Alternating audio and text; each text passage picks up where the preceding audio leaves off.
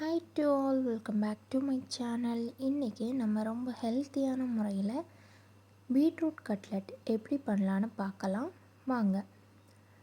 First ஒரு beetroot எடுத்துக்கலாம். அந்த பீட்ரூட்டை இந்த மாதிரி நல்லா பீல் பண்ணி வச்சுக்கலாம். இப்போ பாருங்கள், இந்த மாதிரி பீல் பண்ண அப்புறமா சின்ன பீலர் வச்சு இந்த மாதிரி நல்லா நைஸாக துருவி எடுத்துக்கலாம்.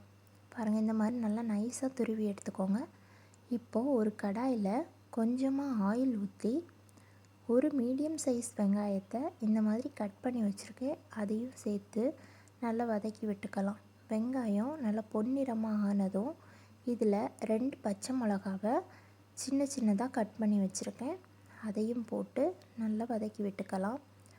பாருங்கள், வெங்காயம் நல்லா வதங்கணும். வெங்காயம் பச்சை மிளகாலாம் இந்த மாதிரி நல்லா வதங்கினதும் 1 டீஸ்பூன் இஞ்சி பூண்டு பேஸ்ட் எடுத்து வச்சுருக்கேன், அதையும் போட்டு நல்லா வதக்கி விட்டுக்கலாம். இஞ்சி பூண்டு பேஸ்ட்டோட பச்சை ஸ்மெல் எல்லாமே போகணும், அதெல்லாமே போகிற வரைக்கும் நல்லா வதக்கி விட்டுக்கலாம். இப்போ கொஞ்சமாக கருவேப்பிலை எடுத்து இந்த மாதிரி நறுக்கி வச்சுருக்கேன், அதையும் போட்டு நல்லா மிக்ஸ் பண்ணி விட்டுக்கலாம். இப்போது நம்ம துருவி வச்சுருக்க பீட்ரூட்டை போட்டு பீட்ரூட் நல்லா வதங்கணும், அந்த அளவுக்கு நல்லா நம்ம வதக்கி விட்டுக்கலாம். அந்த பச்சை ஸ்மெல் எல்லாமே போகணும். இப்போது பீட்ரூட் நல்லா வதங்கிடுச்சு. பீட்ரூட்டுக்கு தேவையான அளவு உப்பு, 1 ஸ்பூன் ஜீரகத்தூள் போட்டு நல்லா வதக்கிட்டு கொஞ்சமாக 1/2 டீஸ்பூன் கரம் மசாலா போட்டு நல்லா மிக்ஸ் பண்ணி விட்டுக்கலாம்.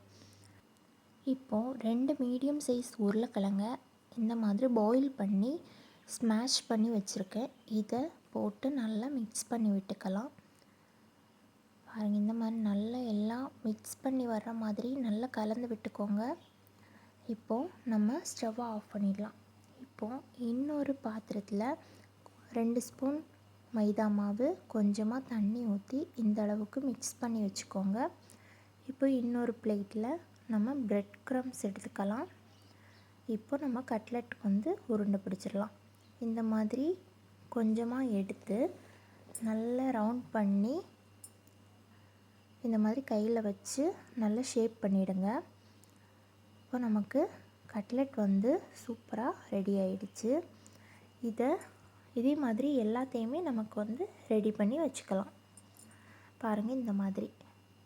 இப்போது நமக்கு எடுத்து வச்சுருக்க மைதா மாவு அந்த இதில் இந்த கட்லெட் இதை டிப் பண்ணி பிரெட் க்ரம்ஸில் போட்டு நல்லா புரட்டி எடுத்துக்கலாம்.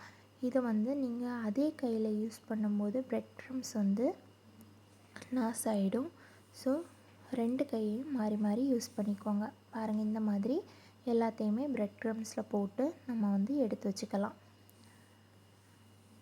இப்போ நம்ம எல்லாத்தையுமே பிரெட் க்ரம்ஸில் போட்டு எடுத்து வச்சிட்டோம். இது ஒரு 5 மினிட்ஸ் அப்படியே இருக்கட்டும். அந்த டைமில் நம்ம கடாயை சூடு பண்ணி இந்த மாதிரி கட்லெட்டை நல்லா பொரிச்சு எடுத்துக்கலாம். உடனே திருப்பி போடக்கூடாது, நல்லா பொரிஞ்சு வந்த அப்புறம் தான் திருப்பி போடணும், அப்போ தான் அது உடையாமல் வரும். பாருங்கள், இப்போ நமக்கு கட்லெட் எல்லாமே தயாராகிடுச்சு. இந்த வீடியோ உங்களுக்கு பிடிச்சிருக்குன்னு நினைக்கிறேன். இந்த கட்லெட்டை கண்டிப்பாக உங்கள் வீட்டில் ட்ரை பண்ணி பாருங்கள்.